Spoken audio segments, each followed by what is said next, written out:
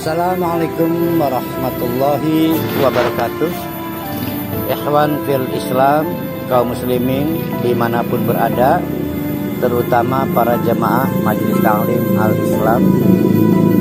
Ini adalah gedung Majelis Ta'lim Al-Islam. Alhamdulillah berada di areal seluas 2000 meter. Gedung ini sehari-hari digunakan untuk kegiatan ta'lim, terutama kajian tadabbur Al-Quran.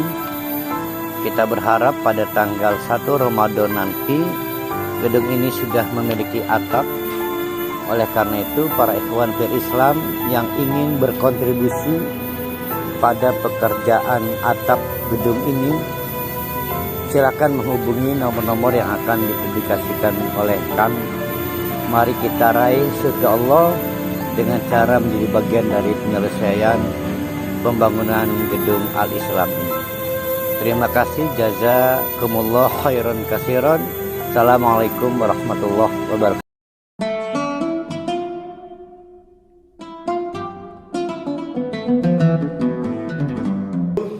Kata Allah nih, hei Muhammad, udah aqimis sholat, tegakkan sholat. Torofain nahar, di ujung siang, di dua ujung waktu matahari. Berarti antara sholat subuh sampai sholat asar. Wa zulufam minal lail, dan di awal malam. Berarti maghrib, Aisyah. Tapi para ulama memasukkan juga sholat malam. Innal hasanati yudhibna sayiat. Dengan cara begitu, maka sholat kamu menghapus dosa. Dosa itulah pemicu azab. Jadi cara menyetop, mengikis azab dengan apa? Dengan menjaga sholat. Innal hasanati yudhibna sayiat. Pertanyaan kita, Ustadz, boleh enggak niat sholat untuk menghapus dosa? Boleh enggak? Boleh. Nah, ini yang saya bingung justru. Nah, ini kan terus sholat. Semua amalan niatnya cari ridha Allah berupa pahala. Nah, ini janji Allah, nggak usah diminta, nggak usah diniati. Malah kalau mau tahu sukses atau tidak sholat subuh tadi, lihat sampai duhur dapat ujian azab nggak? Kalau nggak dapat, ya, sukses sholat subuh mau. Kan janji Allah ini. Jadi kalau sudah janji Allah jangan diminta, jangan jadi niat. Ya. Jadi tetap saja sholat niat karena ridha Allah, mencari pahala. Manfaatnya pasti terjaga sampai sholat berikutnya. Apalagi sholat tolak bala. Tidak.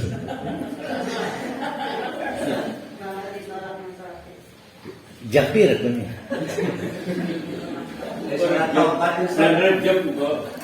Yang menarik ujung ayat ini menarik. Zalika dzikra lidzakirin. Ini ayat ini berarti ayat berapa? 114 cuma manfaat buat orang yang ingat.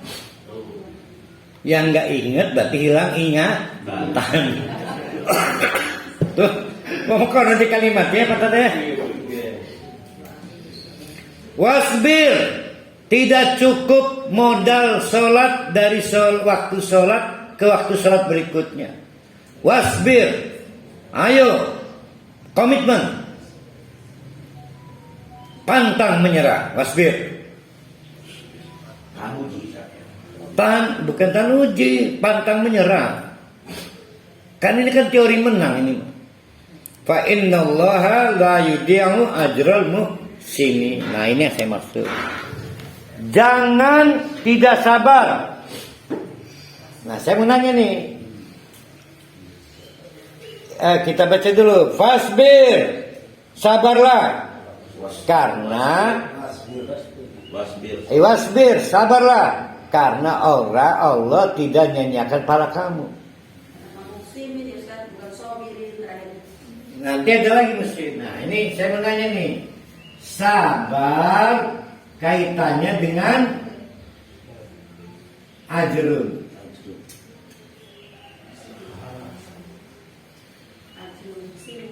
Saya sakit, kata istri saya, kepalanya masih nyeri.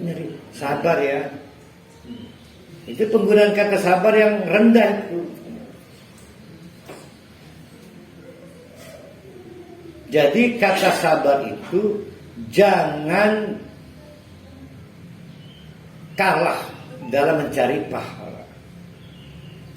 Jadi harus bukan tahan uji itu kaitannya uang dicambuk, dibaduk, diedek, dipukul. Cari poin ini apa namanya itu.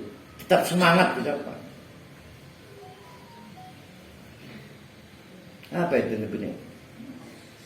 Wasbir, dan semangatlah, tetap semangatlah, jangan kecil hati ketika mencari pahala. Wasbir.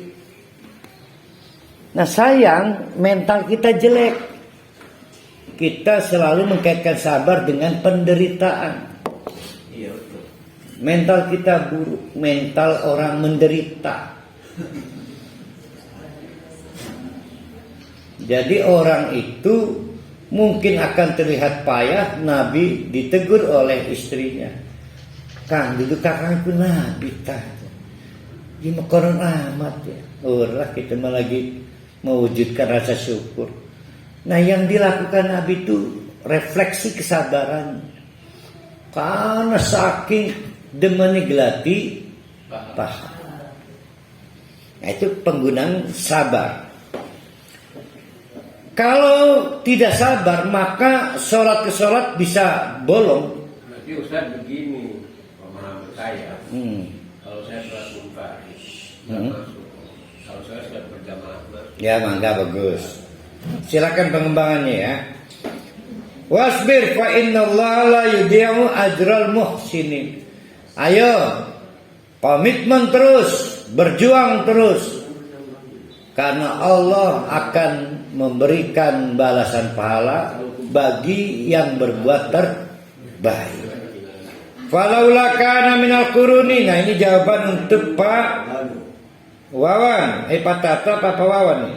Falaula kana minal quruni min qablikum, lamun tak bengen, berarti umat sebelum Nabi Muhammad.